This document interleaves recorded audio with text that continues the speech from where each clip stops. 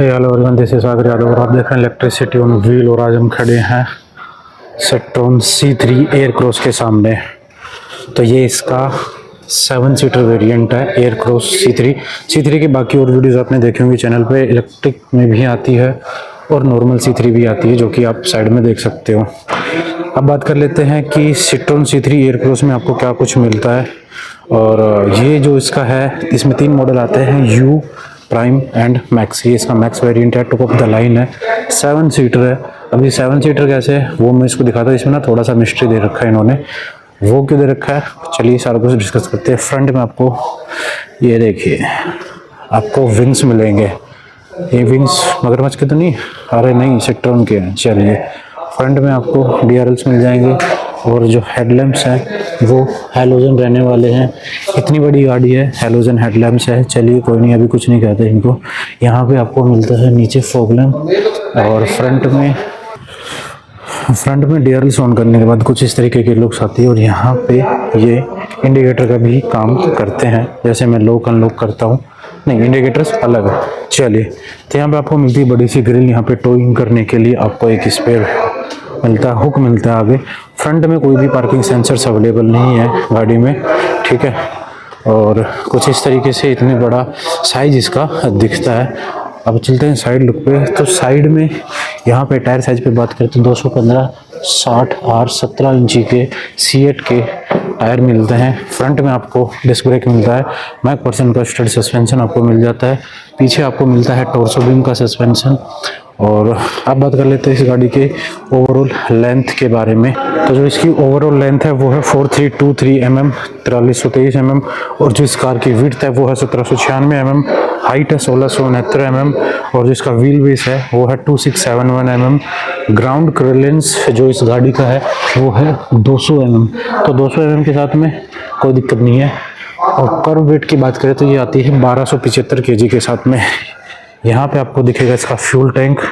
अब बात कर लेते हैं फ्यूल टैंक की। तो फ्यूल तो इसमें भाई पेट्रोल ही डलता है और पेट्रोल भी आएगा 45 लीटर। अगर बात करें साइड में, तो साइड की जो क्लैडिंग है वो कम्प्लीटली पूरी गाड़ी के साथ थ्रू आउट होके चलती है। इधर ऊपर से रूफ को इन्होंने डार्क कर रखा है। यहाँ पे आपको मिल जाता है शार्क फिन एंटीना, ठीक है। अब बात कर लेते हैं रियर लुक पे। तो कुछ इस तरीके की रियर लुक निकल के आती है कंप्लीट, देख रहे हो। रियर से तो शानदार लग रही है यार। यहाँ पे सेक्ट्रॉन का लोगो, यहाँ पे डिफॉगर आपको मिल जाते हैं। और यहाँ पे आपको मिलता है रियर वाइपर। ऊपर आपको मिलती है स्प्रे, वाटर स्प्रे। यहाँ पे C3 एयरक्रॉस की ब्रांडिंग और यहाँ पे प्योरटेक, ठीक है। पीछे की तरफ अगर बात करें तो आपको 2 पार्किंग सेंसर्स मिल जाएंगे, एक यहाँ पे एक उस साइड में। अब मैं आपको एक चीज़ ओपन करके दिखाता हूँ। इसके बूट को जैसे ही ओपन करते हैं आप, यहाँ पे आपको मिलता है रियर कैमरा। और जैसे इसके बूट को ओपन करते हैं, ये देखिए, ये है 7 सीटर।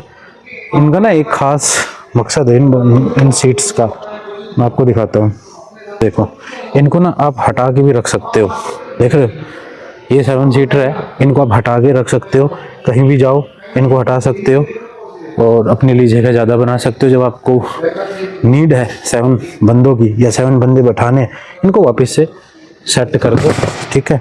और ये वापस से आपकी प्रॉपर 7 सीटर बन जाएगी। चलिए अब चलते आगे की तरफ। सबसे पहले करते हैं इसके हुड को ओपन करते हैं और मैं आपको दिखाता हूँ इंजन की डिटेल्स। इस बाइक में मिलता है 1.2 लीटर का पेट्रोल इंजन, और जो कि नीचे से ओपन है। ये चीज़ आई थिंक थोड़ी सी कवर करनी चाहिए सेक्ट्रॉन को। इसमें मिलता है 1199 सीसी का 3 सिलेंडर इनलाइन 4 वॉल्व। और ये जो इंजन टाइप है ये है प्योरटेक 1110। अब इसकी जो मैक्सिमम पावर निकल के आती है 109 bhp। एंड जो इसका मैक्सिमम टॉर्क आता है 190 न्यूटन मीटर का इसमें टॉर्क आता है।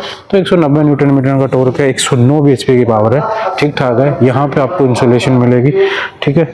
और ये जो इंजन माइलेज क्लेम करता है ना, शॉक हो जाओगे, क्योंकि ये जो क्लेम करता है वो है 18.5 kmpl की माइलेज। क्योंकि ऑब्वियस ही बात है 1.2 लीटर का पेट्रोल इंजन है, तो इतनी माइलेज तो देनी चाहिए, ठीक ठाक है यार 7 सीटर के अकॉर्डिंग। फ्रंट व्हील ड्राइव ये गाड़ी रहने वाली है BS 6.2 नॉर्म्स पे, ठीक है। तो ये है इसका इंजन और ये इसकी पावर।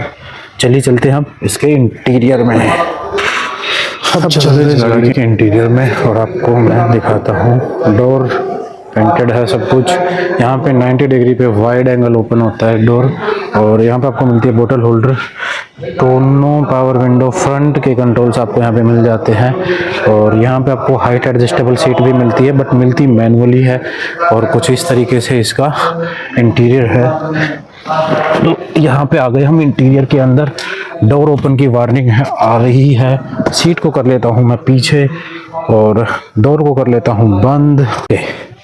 तो यहाँ पे सिट्रोन का लोगो मिलता है, ठीक है। यहाँ पे आपको कंट्रोल्स मिल जाते हैं मल्टीमीडिया के। यहाँ पे आपका वॉइस कंट्रोल कर सकते हो, कॉल को कट कनेक्ट कर सकते हो। क्रूज कंट्रोल नहीं दिया हुआ है गाड़ी में, ठीक है। यहाँ पे इसके वाइपर्स मिल जाते हैं, यहाँ पे हेडलाइट के स्विच मिल जाते हैं।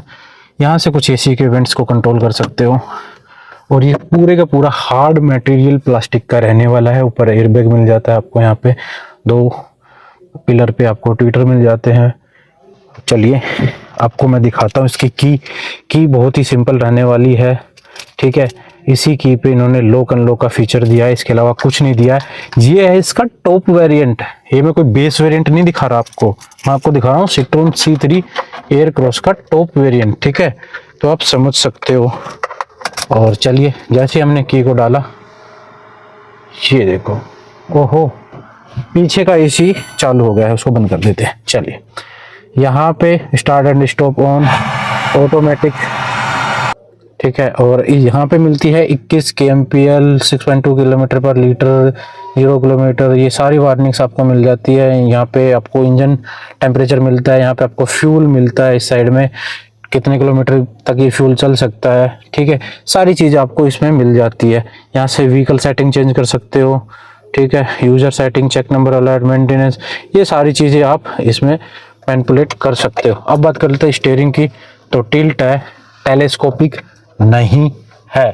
चलिए यहाँ पे आपको मिलता है 10 इंच का टच पैनल इंस्ट्रूमेंटेशन, और इसमें आपको मिलती है मल्टीपल इंफॉर्मेशन कार के बारे में, ठीक है। और जैसे मैं इसका कैमरा ऑन करता हूँ, अच्छा FM है, ये कैमरा नहीं है, सॉरी, ओहो। अब बात कर लेते हैं, इसमें नीचे की तरफ आपको बटन मिलते हैं, सारे के सारे मैनुअली ऑपरेट कर सकते हो। यहाँ पे हजार्ड लैम्प का स्विच आपको मिलता है, यहाँ पे 12 वोल्ट का चार्जिंग सॉकेट आपको मिलता है, यहाँ पे USB-C मिलती है पावर, और एक स्पेस यहाँ पे मिलता है। 2 नीचे एक कप होल्डर मिल जाते हैं, एक स्पेस यहाँ पे भी मिलता है। तो सामान रखने के मामले में काफ़ी स्पेस है। यहाँ पे 6 गियर बॉक्स का आपको गियर बॉक्स मिलता है, 6 गियर का। और ये इसको रिवर्स करने के लिए आपको उठा के लगाना पड़ेगा। जैसे रिवर्स लगाओगे आपका कैमरा ऑन हो जाएगा। क्वालिटी काफ़ी अच्छी है, ठीक है। अब बात कर लेते हैं यहाँ पे वैनिटी मिरर, जो रियर व्यू मिरर मिलता है, ऑटो DM मिरर मिलता है। मैनुअली ऑपरेट करते हो इसको। यहाँ पे आपको मिलती है वैनिटी मिरर, यहाँ पे वैनिटी मिरर नहीं मिलता है। अब ओपन करते हैं ग्लव बॉक्स को। तो ग्लव बॉक्स में काफ़ी स्पेशियस है, ग्लव बॉक्स छोटा नहीं है। उधर भी आपको मिलता है एक स्विच आपकी विंडो को कंट्रोल करने के लिए। और अब बात कर लेते हैं सेफ्टी के मामले में, इसमें सिर्फ 2 एयरबैग मिलते हैं, एक ये भगवान क्या जुल्म है। इधर पैसेंजर साइड में, एक ड्राइवर साइड में जो कि स्टीयरिंग पे है, ठीक है। इसके अलावा और एयरबैग नहीं मिलते इस गाड़ी में। इसमें मिलता है EBD हिल होल्ड कंट्रोल आपको मिल जाता है, ठीक है। इसके अलावा आपकी चाइल्ड सेफ्टी लॉक आपको मिलता है, स्पीड सेंसिंग डोर लॉक अपने आप हो जाती है ये, और इंजन इमोबिलाइजर मिलता है इसमें। अब बात कर लेते हैं इसके कंफर्ट के बारे में, तो मैंने आपको बता दिया है। चलिए चलते हैं रियर सीट पे। सीट काफ़ी क्वेश्चनेबल है, नो डाउट। आपको बैठ के छोटा फील नहीं होने वाला, अंडर साइज सपोर्ट भी बढ़िया है।